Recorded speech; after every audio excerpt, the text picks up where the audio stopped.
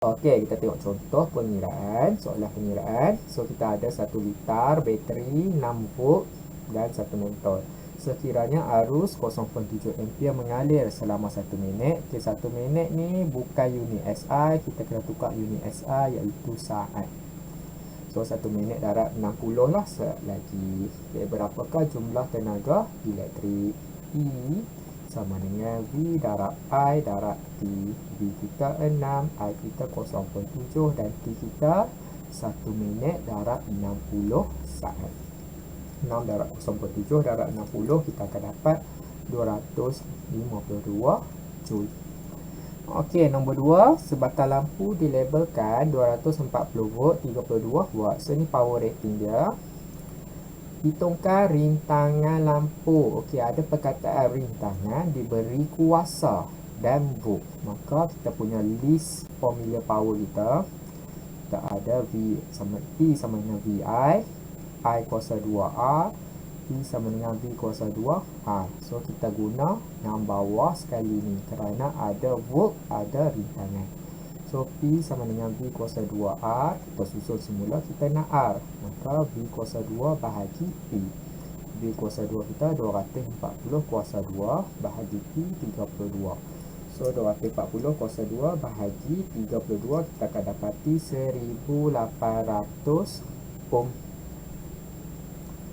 Okey, V arus yang mengalir dalam keadaan normal. Bila dalam keadaan normal, kita guna P sama dengan VI.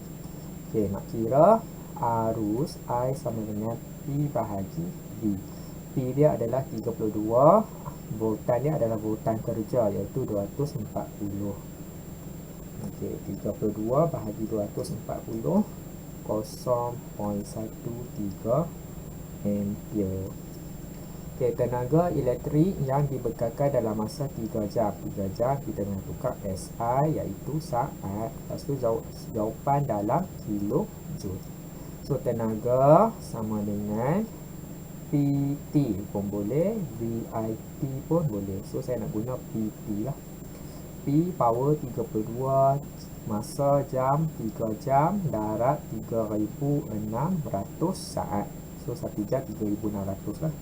32 darab 3 darab 3600, kita akan dapat 345,600 Joule. Tukar kepada 3 kilojoule, 345.6 kilojoule. Okey, latihan. Jari sebelah menunjukkan sebiji mentol yang disambungkan kepada satu sel kering dengan rintangan dalam yang boleh diabaikan. Bermaksud small r dia kosong. Okay, rintangan dalam pada bateri ni kosong.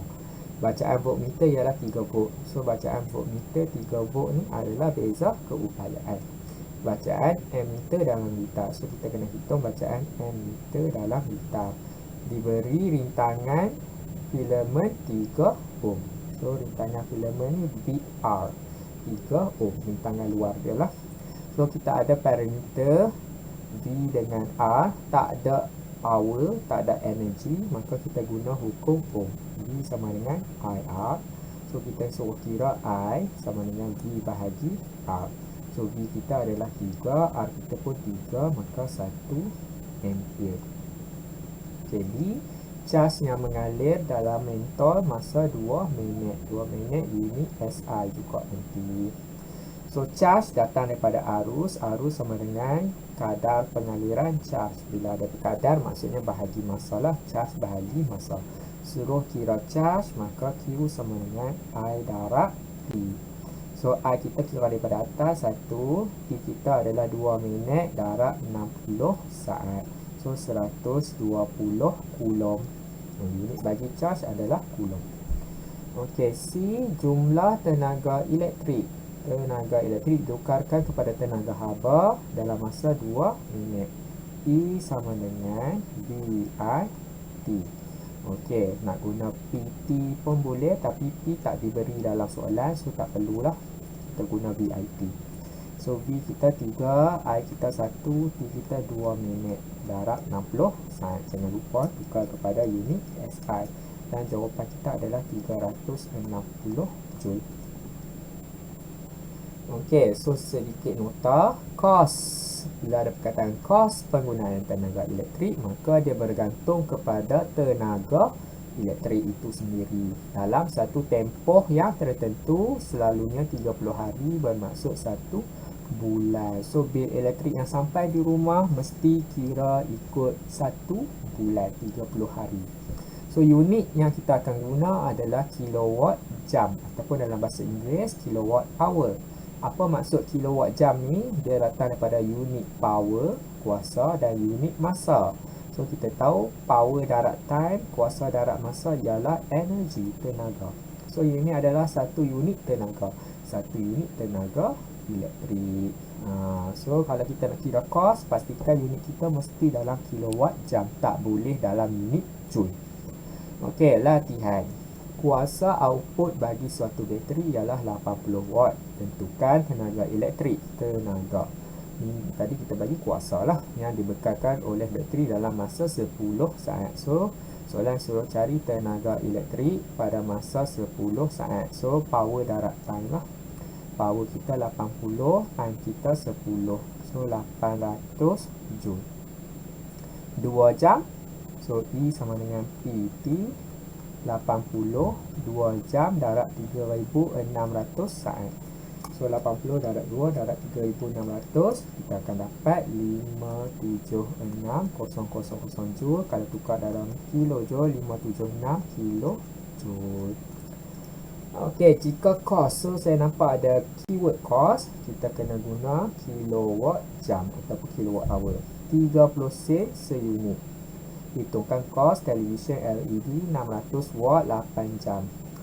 Energi sama dengan power darab time, kuasa darab masa.